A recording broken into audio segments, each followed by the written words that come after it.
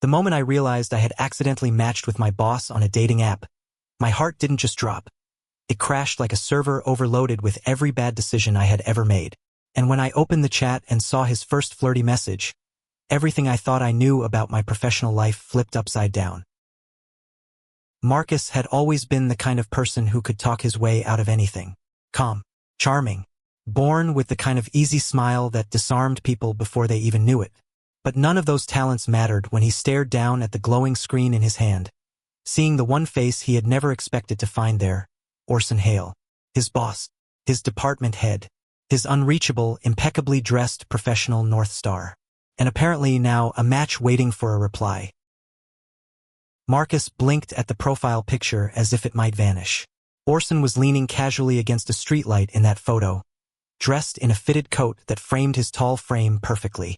The city blurred behind him, but his expression was sharp and knowing, as if he saw through the camera, through anyone looking, including Marcus. And today, for the first time, Marcus saw something else in those eyes. A spark. A question. And then the text followed. So we finally match. I've been hoping this might happen. Marcus's pulse thudded so hard he wondered if the neighbors could hear it through the walls. He wanted to throw his phone. He wanted to laugh. He wanted to melt straight into the couch. Instead, he reread the message 5 more times, the words feeling like they were burning themselves into him. This wasn't supposed to happen. It wasn't that Marcus hadn't thought about Orson before. Everyone thought about Orson. He was the kind of boss who made walking into the office feel like stepping into a movie scene. All cool confidence, neatly rolled sleeves, eyes that caught everything. But Marcus had always kept a clean line in his mind between admiration and interest. Or at least he'd tried to. But now that line had exploded. He didn't know how long he sat there, staring at his phone, until it buzzed again. Still there, Marcus? The casual use of his name made something twist inside him. He typed and erased a reply 6 times before settling on the safest thing his panic brain could produce. Yeah, I'm here. Just surprised to see you on here. Surprised but not disappointed, I hope. How was Orson making this sound so easy, so confident? Marcus imagined him somewhere in his sleek apartment, probably with a drink in hand, perfectly composed as always, while Marcus sat in sweatpants trying not to stress sweat through them. He took a breath. He needed to play this smart. Whatever this was, whatever it might become, it could tank his career if handled carelessly. He typed back. You're my boss. I didn't exactly expect to find you on a dating app. And Orson replied almost instantly, as if he had been waiting. And yet here we are, 2 adults who matched. There must be a reason. Marcus ran a hand through his hair, a laugh slipping out despite himself. He had no idea what he was supposed to feel. Terrified? Flattered? Curious? Maybe all of it at once. Before he could think of a response, his phone lit up again. If you're uncomfortable, we can pretend this never happened. But I hope that's not the case. The shift in tone was subtle but real. Marcus felt it. That underlying softness Orson rarely let people see at work. Marcus swallowed and looked around his small apartment as if searching for an answer in the scattered notebooks and unwashed coffee mugs. What did he want? That was the real question, and it wasn't as simple as it should have been. He typed slowly. I'm not uncomfortable, just trying to figure out what this means. He watched the typing indicator dance for a moment before Orson's message arrived. Can mean whatever you want it to mean. For what it's worth, I'm glad we matched. Marcus leaned back on the couch, exhaling. This was happening. Somehow, impossibly, this was happening. But then came the second, quieter question. What was he supposed to do about it? The next morning, Marcus walked into the office feeling like he had stepped onto a tightrope stretched across a canyon. A part of him hoped Orson would be the same distant, composed figure he always was. Another part of him dreaded exactly that. And another, the part he wasn't ready to admit existed, wanted something else entirely. He pushed open the glass door to the department floor and froze. Orson was already there, sleeves rolled up, standing over a desk with a stack of reports. The morning sunlight streaming through the windows caught the angles of his face, the slight ease in his expression that he only allowed before the rest of the staff arrived. He looked up. Their eyes met. Something flickered, quick, contained, but unmistakable. Marcus felt heat crawl up his neck. Orson's expression didn't change, but the smallest curve of amusement touched the corner of his mouth. "Good morning, Marcus." His voice was steady, unreadable, professional. But Marcus remembered the messages, the tone, the attention. "Morning," he managed, though his voice betrayed him by cracking just slightly. Orson pretended not to notice, or maybe he did notice and chose not to show it. That was the thing about him, he was hard to read, yet Marcus always felt like Orson could read him perfectly. They moved through the morning briefing with the same controlled rhythm as always. But every so often, Marcus felt Orson's gaze linger a fraction too long, and every time it happened, Marcus's mind replayed their messages from the night before. He barely survived the meeting. When it ended, Marcus was packing his notes when he heard footsteps approach behind him, controlled, unhurried. "Marcus." He turned. Orson's expression was calm, but his eyes carried a different energy entirely. "Do you have a moment?" Marcus nodded, even though every nerve in his body screamed that he was not ready for whatever this was. Orson motioned toward his office. When Marcus stepped inside, Orson closed the door behind them with a soft click, a sound Marcus had never noticed until today, and one that suddenly felt louder than it should have. Orson leaned against his desk, arms crossed in a way that somehow made him look both relaxed and impossibly authoritative. "About last night," he began. Marcus felt his heart jump. "We can keep everything entirely professional if you prefer. The choice is yours, Marcus. I want that to be clear." The gentleness in Orson's tone hit harder than any flirtation. Marcus looked at him, really looked at him, and saw not just his boss, not just the intimidating figure everyone admired, but someone who was being careful. Someone who was offering him a choice instead of taking advantage of the situation. And maybe that was why Marcus found himself saying something he hadn't expected.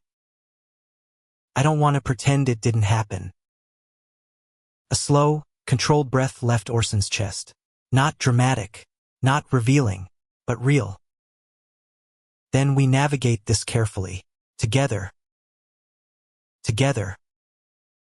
The word echoed in Marcus's chest like a promise he hadn't known he needed. Orson stepped a little closer. Not enough to touch, not enough to cross the line, but enough for Marcus to feel the warmth of him. Enough to make the air shift. "For now," Orson said softly, "we take it one step at a time. No pressure. No expectations." Marcus nodded. His voice was barely a whisper. "Okay." Orson gave the faintest smile, small, but sincere. And Marcus realized something. This wasn't just danger. It wasn't just excitement. It was possibility. A possibility he suddenly wasn't ready to let go of. Marcus spent the rest of the morning pretending nothing in his life had changed, even though everything inside him felt different. Every email he typed seemed charged with invisible electricity. Every time his phone buzzed, even if it was just a calendar reminder, his pulse jumped. It was as if matching with Orson had cracked open a door Marcus had never expected to walk through, and now he could not stop wondering what waited on the other side. By noon, he felt wrung out. The office chatter floated around him in a blurry haze, coworkers passing by with coffee cups and half-finished conversations. Marcus tried to focus on the report glowing on his screen, but the numbers swam every time his mind drifted back to the memory of Orson leaning against his desk, speaking with that steady, grounded voice. One step at a time. That should have comforted him. Instead, it felt like an invitation he did not know how to accept. Around 1:30, Marcus stepped outside for air. The city buzzed under the heat of midday, traffic humming at the corner, sunlight catching on the windows of tall buildings. He found a quiet bench near the plaza fountain and let himself sink into it. He needed clarity, and maybe lunch. He reached into his pocket, checking his phone even though he had no reason to expect a message. But there it was. One new notification. His heart flipped. It was from Orson. "How are you holding up today?" Marcus let out a breathless laugh. Of course Orson would sense the storm inside him even from a distance. He typed back, "Trying to pretend I am fine so my brain does not explode."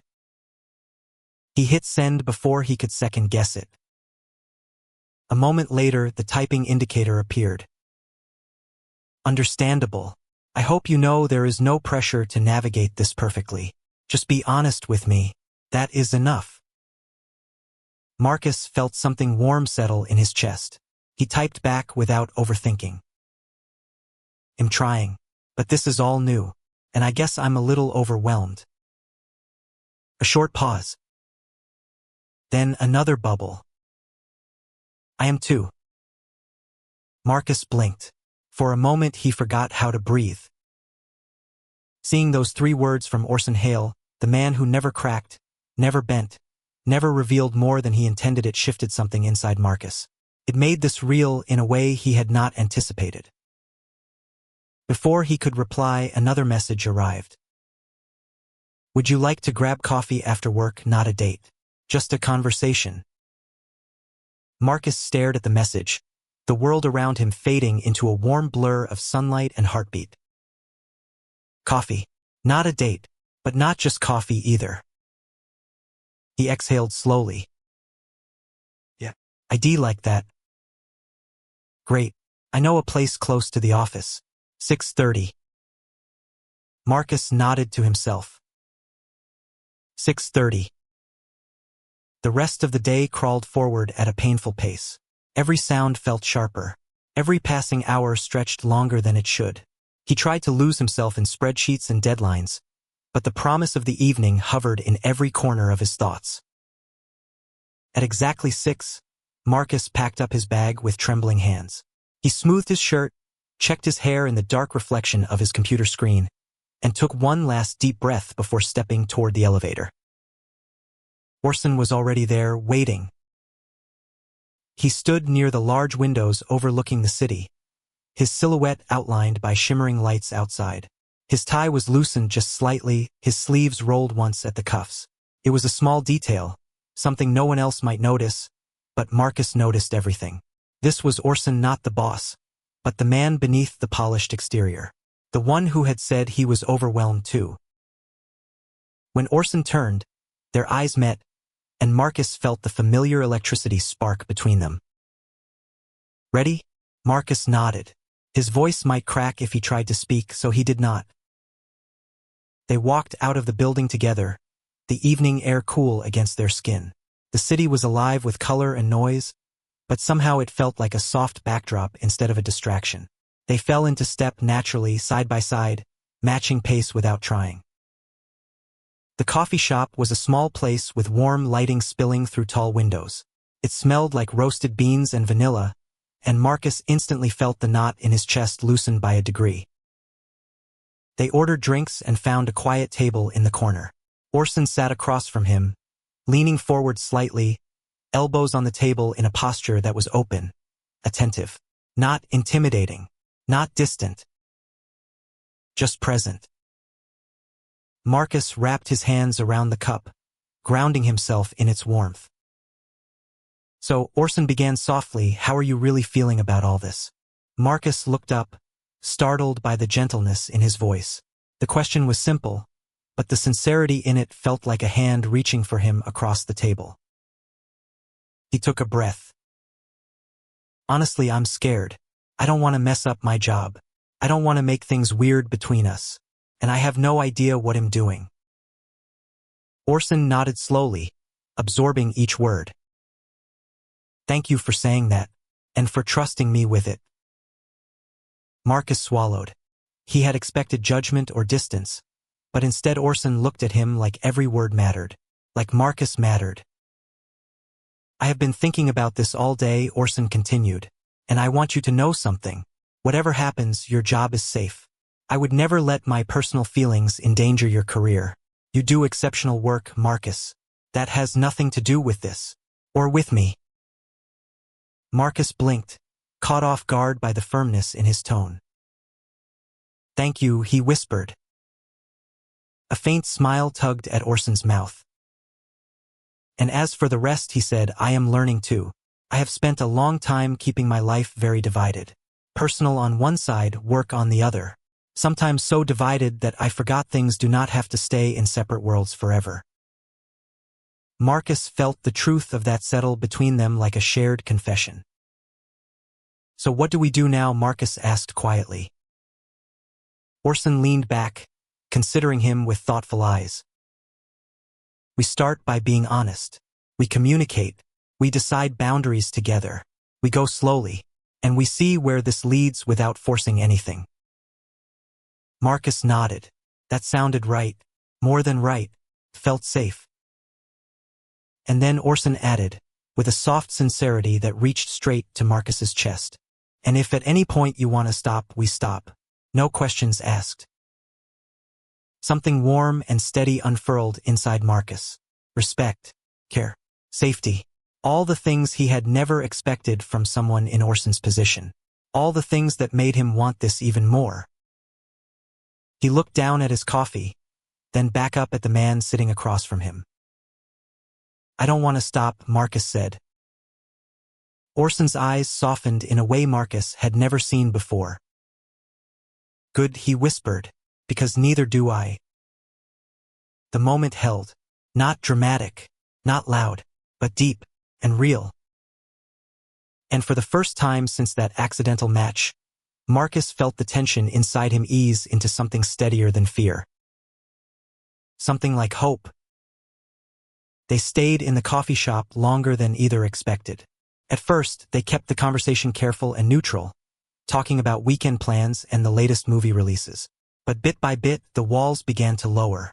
Marcus told Orson about the city he grew up in, the sports he had tried and failed at, the fact that he still burned toast at least half the time. Orson, surprisingly, was worse at cooking.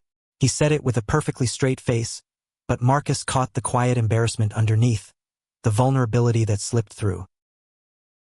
When the barista announced last call, Marcus blinked as if waking from a warm dream. Hours had passed. Outside, the streetlights glowed in soft halos. People moved in clusters, laughter bouncing gently off the pavement.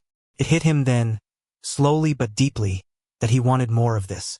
More time, more quiet corners, more of Orson speaking softly across a table just for him. As they stepped outside, the cool evening brushed over them. Marcus shoved his hands into his pockets, trying to tame the nervous flutter in his chest. Orson walked close enough that their shoulders almost touched, but not quite. The space between them felt delicate, a line drawn with invisible chalk neither dared cross too quickly. Thank you for coming tonight, Orson said as they approached the corner where their paths separated. His voice carried that low steadiness Marcus had begun to recognize, the calm beneath the surface. I know this is complicated. I know it is unexpected, but I am glad we talked. Me too, Marcus said. He meant it more than he had meant anything all week. Orson hesitated, and for a moment Marcus saw something shift in his expression, something quiet but powerful. I will walk you home if you want. Marcus blinked at him, surprised by the offer, by the softness in it. Yeah, I would like that. They walked side by side through winding streets.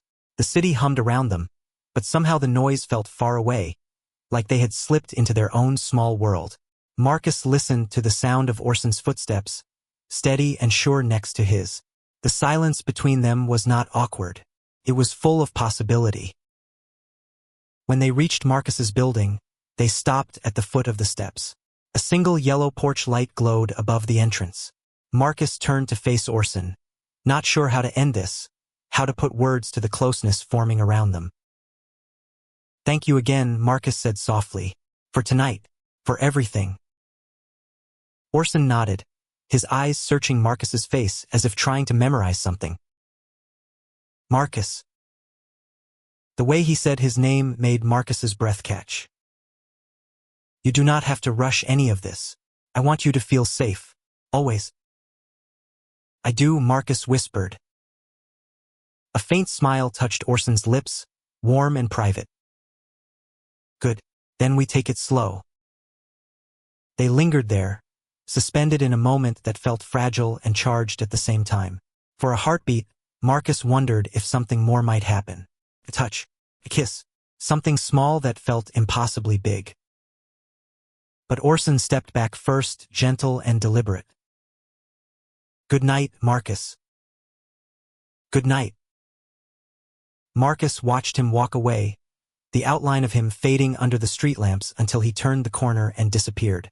Only then did Marcus climb the steps and let himself inside. When he reached his apartment, he fell onto his couch and let out a laugh that was half disbelief, half relief, and entirely overwhelmed. This was happening, and he was not running from it. The following morning felt different. The world looked sharper. The elevator ride to the office felt less suffocating. Even the hum of morning chatter carried a strange new brightness. Marcus felt aware of every little detail, every shift in the air, as if the city itself sensed that a quiet secret had lodged itself in his chest.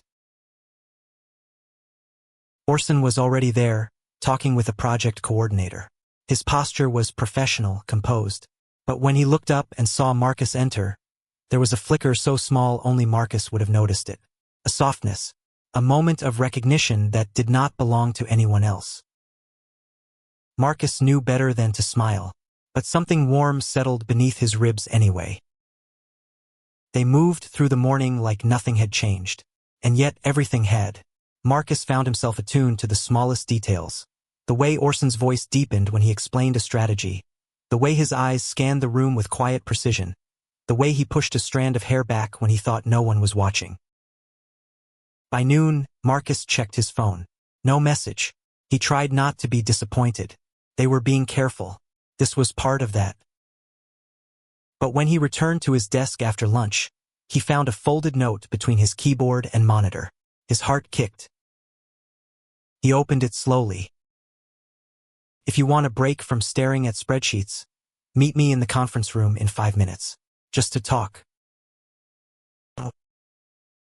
Marcus almost laughed out loud. The initial alone made his pulse skip. He tucked the note into his pocket and counted down the minutes like a kid waiting for recess. When he stepped into the small conference room, Orson was already there, leaning against the table with a closed laptop beside him. The blinds were half drawn, letting in soft ribbons of afternoon light.